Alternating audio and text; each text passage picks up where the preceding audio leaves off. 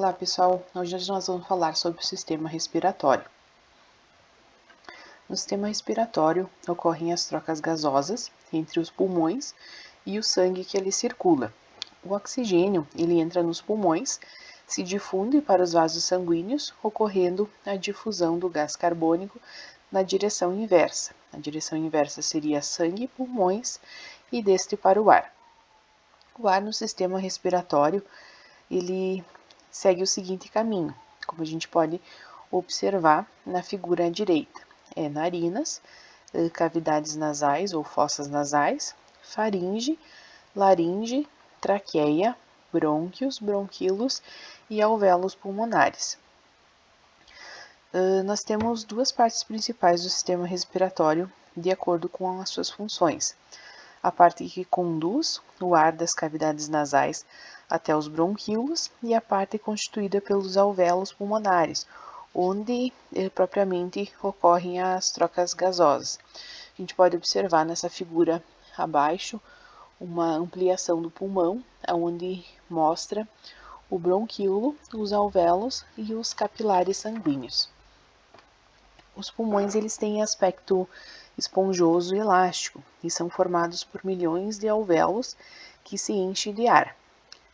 São protegidos pela caixa torácica, que é separado do abdômen por uma estrutura chamada de diafragma, como a gente pode ver bem abaixo da caixa torácica na imagem à direita. Existe uma membrana chamada de pleura, que ela envolve cada pulmão e o mantém a parede da caixa torácica aderida a essa pele. Aqui no segundo slide, a gente vai falar um pouquinho da inalação do ar. O ar, ele vai estar entrando no nariz, passa pelas cavidades nasais. O ar, ele é aquecido e umedecido. Por quê? Isso vai ser importante para que depois nos alvéolos ocorram as trocas gasosas. Os pelos presentes na cavidades nasais, eles são responsáveis por filtrar o ar e conduzir o muco à faringe, onde é deglutido. As cavidades nasais, elas se comunicam com a faringe, mantendo-se aberta, permitindo a passagem de ar para a laringe e traqueia. Durante a respiração, durante a deglutição, essa comunicação ela acaba se fechando, para que não ocorra o engasgamento. Na laringe, localizam-se as pregas vocais, ou cordas vocais, como a gente pode estar observando aqui na imagem à esquerda. Elas são formadas por ligamentos elásticos e musculatura. Durante a nossa fala, quando o ar sai, essas pregas elas vibram. A vibração é transmitida ao ar formando ondas sonoras, como a gente pode observar nesse movimento aqui na imagem do vídeo à direita. A traqueia, ela é um tubo que se divide e ramifica em dois brônquios. A traqueia ela fica aberta devido aos anéis de cartilagem, permitindo a passagem de ar. A gente pode fazer uma comparação bem simples. Não sei se vocês já viram aquelas sanfonas que ficam embaixo da pia da cozinha. Geralmente a traqueia é muito parecida com essas sanfonas, porque tem anéis que possibilitam ela ser flexível e não deixa ela se fechar. A gente pode observar também na imagem aqui à direita um corte histológico da traqueia que mostra que a traqueia ela também é revestida com esses cílios, que no caso aqui está na cor verde. Os brônquios, eles também possuem anéis de cartilagem, que sofrem ramificações com canais com diâmetros menores, chamados de bronquíolos.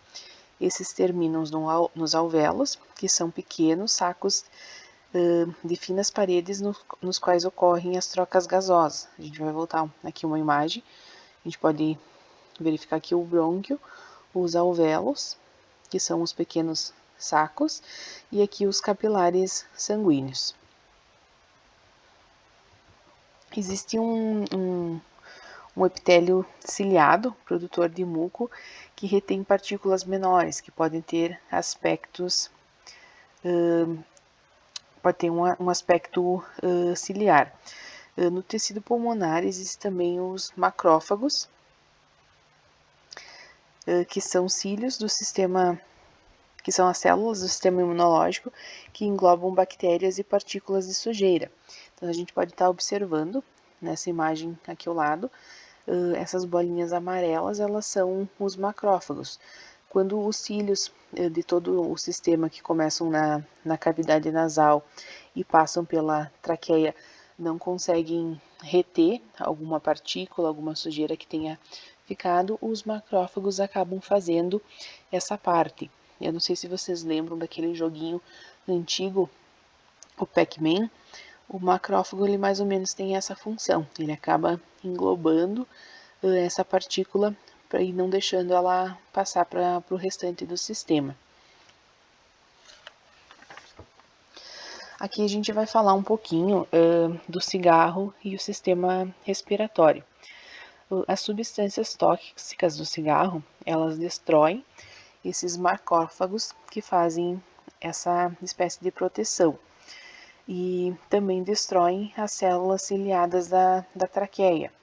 Essas aqui, ó, como a gente tinha verificado na imagem anterior. Os pulmões de um fumante, eles são mais vulneráveis a infecções. O sistema respiratório ele passa a produzir mais muco. O excesso de muco ele causa tosse e dificuldade ao respirar. Ocorre a inflamação crônica nas paredes dos brônquios. Geralmente as pessoas que fumam, com os anos ocorre o rompimento dos alvéolos, diminuindo a capacidade respiratória. Aqui nesse gifzinho ao lado, a gente pode verificar um pulmão saudável e logo em seguida um pulmão com muitos anos da utilização de cigarro. Esse aqui é só para mostrar para vocês um experimento que eu fiz com alguns alunos do ensino fundamental, quando eu fazia estágio de PIBID. A gente fez uma intervenção que o objetivo era compreender a mecânica respiratória, como o pulmão funciona e quais os malefícios do cigarro para o pulmão. Aqui na imagem à direita, a gente pode verificar alguns experimentos feitos pelos próprios alunos com a intenção de demonstrar como é o funcionamento do pulmão. E teve um experimento também muito interessante com relação ao cigarro, aonde na ponta de uma garrafa foi fechada essa garrafa e deixado apenas um tubinho de caneta, onde foi encaixado um cigarro. E dentro dessa garrafa foi inserido algodão para tentar deixar o mais próximo possível da estrutura que existe dentro do pulmão, que seria os alvéolos. À medida que era feita a queima do cigarro na ponta dessa garrafa e o ar entrava para dentro da garrafa, a gente conseguia verificar o escurecimento do pulmão, ou seja, todas as toxinas que acabam sendo inseridas no algodão, mais ou menos para tentar se comparar a essa imagem aqui do pulmão saudável e do pulmão já com um grande tempo de utilização de cigarro.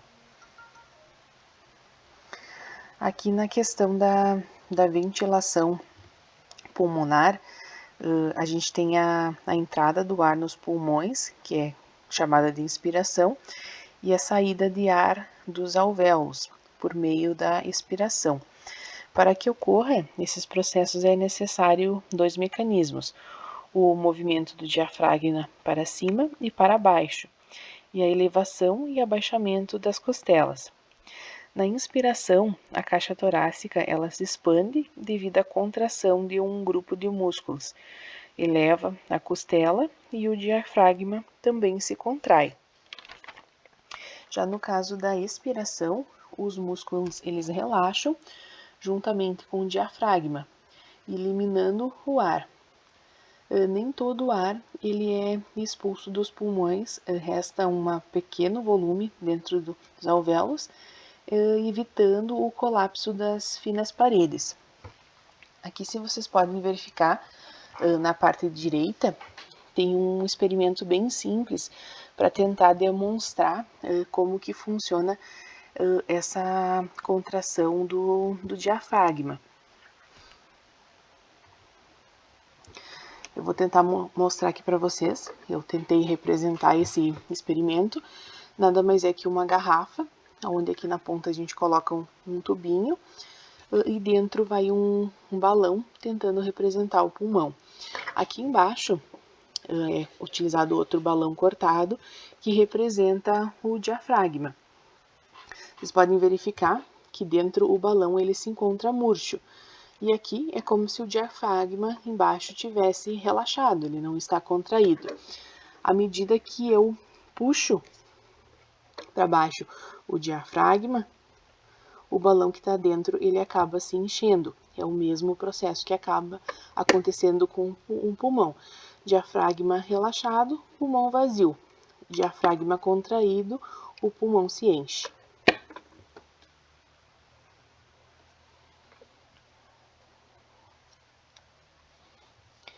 Aqui com relação ao controle da ventilação pulmonar, o controle ele é consciente e limitado. A manutenção da ventilação pulmonar ela é feita pelo centro respiratório, que exerce controle involuntário sobre as estruturas envolvidas na inspiração e expiração. Ou seja, o controle consciente é esse que eu estou fazendo no momento que eu estou forçando a respiração. E já o controle involuntário é aquele que depende do centro respiratório. Geralmente o centro respiratório é localizado no bulbo, é a região do encéfalo, que se comunica com a medula espinhal. Da medula espinhal partem os nervos que transmitem os sinais. Cada sinal enviado corresponde à contração do diafragma e dos músculos envolvidos. Ou seja, para que ocorra essa contração do diafragma, depende também de um comando que vem do bulbo, passa pela nossa medula espinhal e chega até os nervos que mandam esse comando para o diafragma. No intervalo dos sinais é que ocorre a expiração, quando ocorre o relaxamento do diafragma, como a gente pode estar verificando aqui nesse GIF na parte de baixo. O centro respiratório ele vai receber informações a respeito do pH do sangue, a partir de receptores localizados na parede das grandes artérias, como a gente pode estar verificando nessa imagem aqui à direita. Quanto maior a concentração de CO2 no sangue, menor o pH sanguíneo. A queda desse pH ele determina o aumento do ritmo respiratório. O centro respiratório, ele também controla o reflexo da tosse e do espirro. O estímulo é enviado ao bulbo e acaba ocorrendo a contração violenta, que nada mais seria que a tosse ou o espirro. Para que ocorra esse estímulo e o bulbo acabe mandando esse comando, é necessário que tenha ocorrido alguma coisa. No caso, poderia ser uma irritação dos brônquios ou até mesmo uma irritação na cavidade nasal. Aqui com relação aos alvéolos, que são as superfícies das trocas gasosas. Existem milhões de alvéolos dentro do nosso pulmão. Eles juntos eles vão estar formando uma superfície respiratória. As paredes dos alvéolos elas são extremamente finas e revestidas internamente por um líquido, permitindo a difusão dos gases. Externamente, os alvéolos eles são envolvidos pelos capilares, que são os vasos sanguíneos de pequeno calibre. Como a gente pode estar verificando aqui nesse corte, aqui tem o alvéolo e aqui está o capilar muito próximo, ou seja, envolvendo os alvéolos. A troca gasosa entre os alvéolos e os capilares, ela se chama hematose. que com relação à troca gasosas no organismo humano, o sangue que chega nos pulmões, ele é pobre em oxigênio, pois os órgãos já utilizaram o oxigênio na respiração celular e possui alta concentração de gás carbônico. Ao passar pelos pulmões, o sangue ele torna-se rico em oxigênio e perde o gás carbônico. Isso ocorre por difusão, ou seja, a exposição à solução de diferentes concentrações. A pressão parcial do oxigênio ela é maior no ar que entra nos alvéolos do que dentro do sangue. Nos tecidos vai ocorrer difusão de oxigênio de sangue para o líquido intersticial e deste para as células. Aqui a gente pode ver o processo da difusão. Ela vai estar passando do local que está mais concentrado para o local que está menos concentrado. E aqui a gente pode estar verificando a troca gasosa entre o sangue e o tecido. Aqui do tecido, descartando o CO2 para a hemácia. E aqui da hemácia, enviando o oxigênio para dentro do tecido.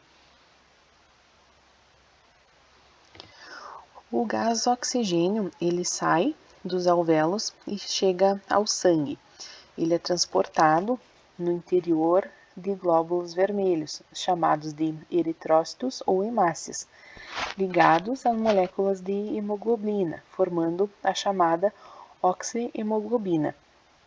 A hemoglobina, ela tem sítios de ligação com o oxigênio, é uma ligação fraca e reversível. Por isso que é muito fácil a hemoglobina fazer o transporte.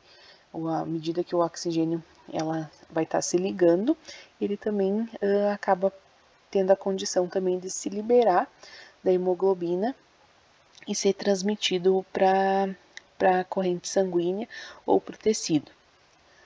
Quando a pressão parcial do oxigênio ela é alta, como ocorre a passagem do sangue pelos pulmões, o oxigênio ele se liga à hemoglobina.